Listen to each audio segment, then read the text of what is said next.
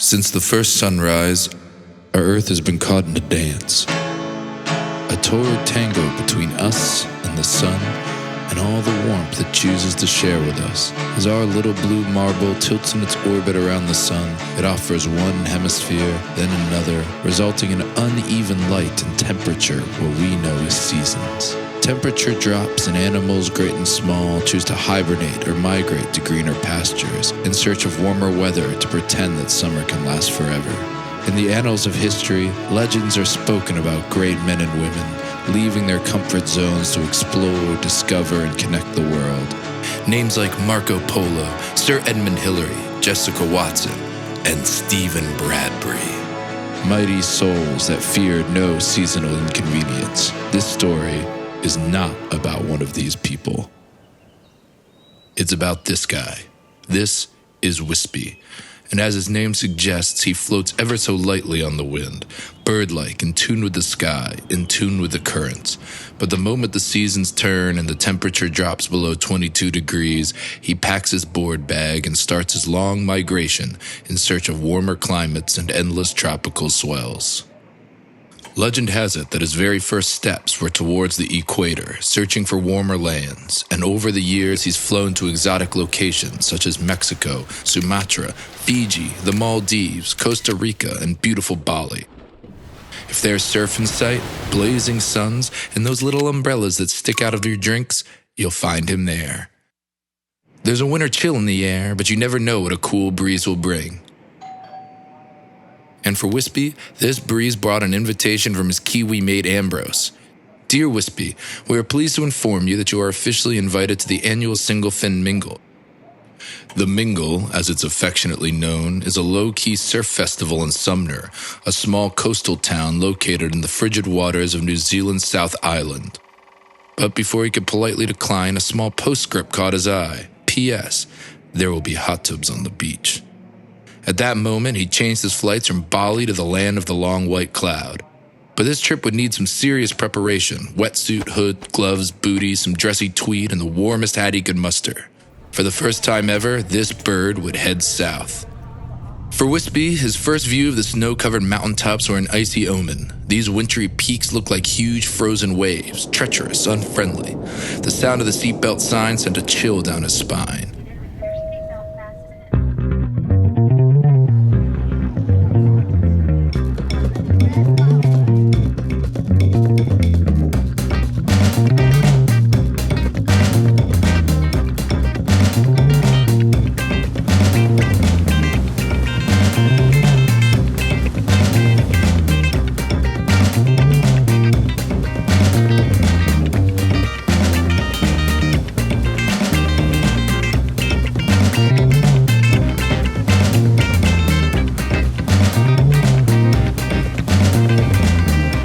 First heat finished, his frozen feet couldn't run fast enough towards the hot tub, and this is where he would spend most of his days while in Sumner. Or here.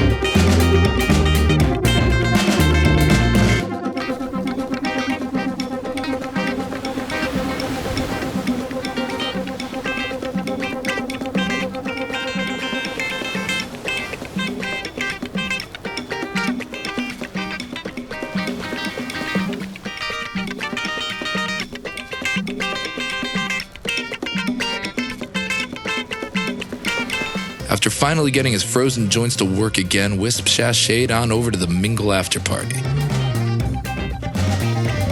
The days were long and the nights were even longer. He barely got out of there alive.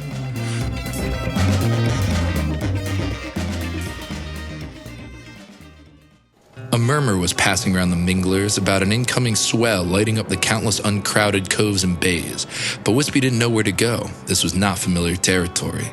As the crowd went their separate ways, he was left with a big decision: to venture into the unknown, blindly search this great southern island hoping to stumble across some perfect waves, or return to his comforts of often crowded tropical surf and margaritas. The thought of discovering empty perfection was just too overwhelming, so he decided to stay, hired a modest van, attempted to dry out all of his gear before heading to the supermarket for supplies.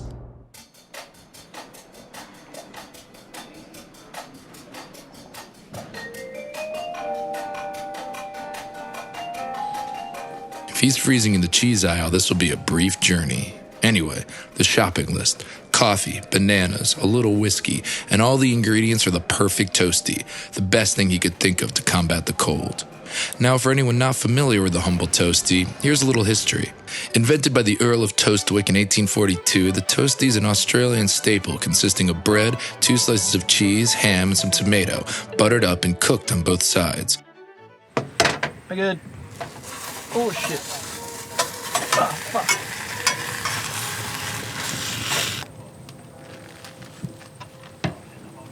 Still good. Still good. Yep. Living.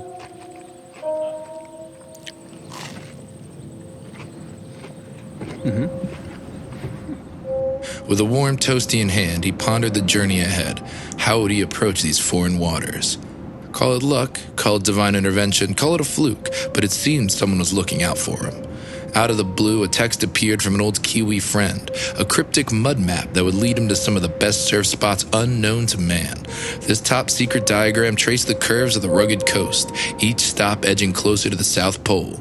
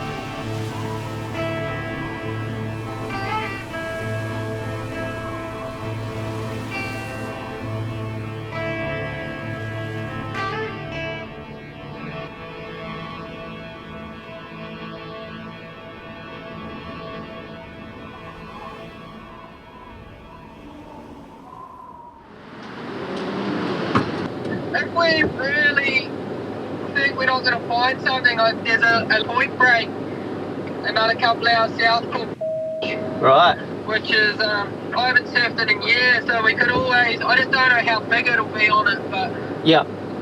Oh well, but it could be worth looking at those down there, and close to that right-hander that's down there too, that long point break. So yeah. No, let's just get down there and have a look around.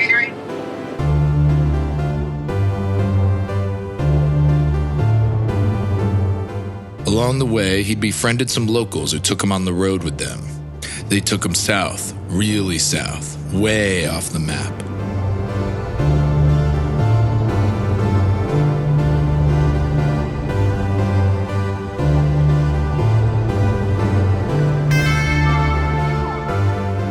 In typical New Zealand fashion, the weather wasn't giving him a free pass.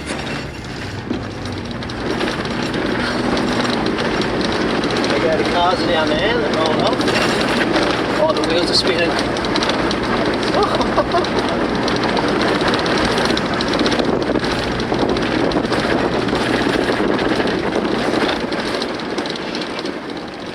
After a few days on the road, he was warming up to the climate.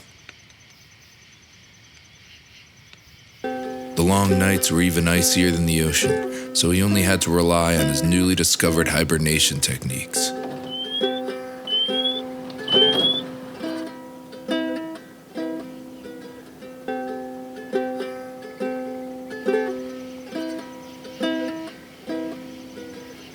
After a well-cooked toastie, a little nightcap with new friends, and a somber tune, he drifted off. Now, only a few thousand clicks from Antarctica, he found himself at a latitude he would have previously never imagined. He'd ventured off the map, and who knows what's down there? Well, waves, hopefully. One thing's for sure, he still can't feel his toes.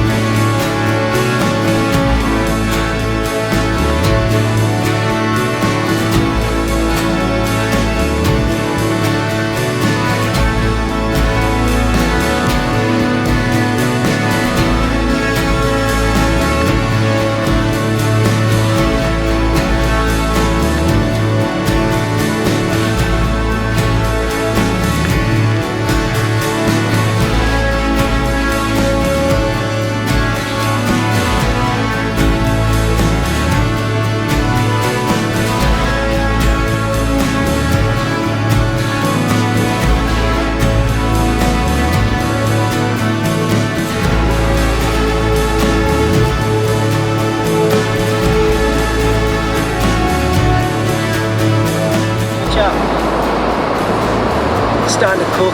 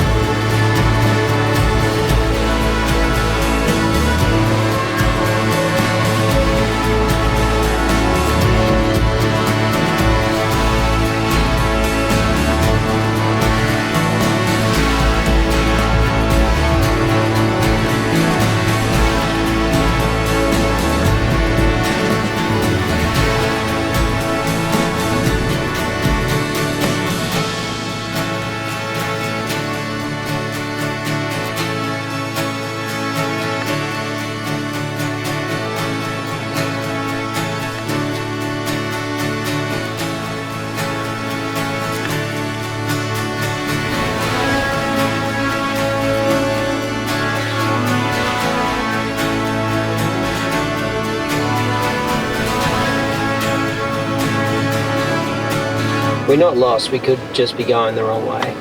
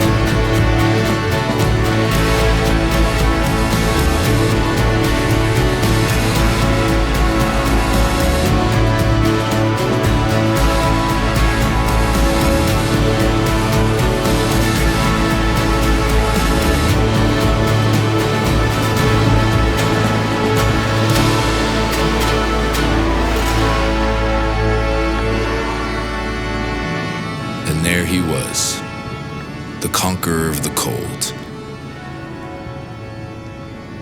Even though he couldn't feel his face, he knew it was smiling.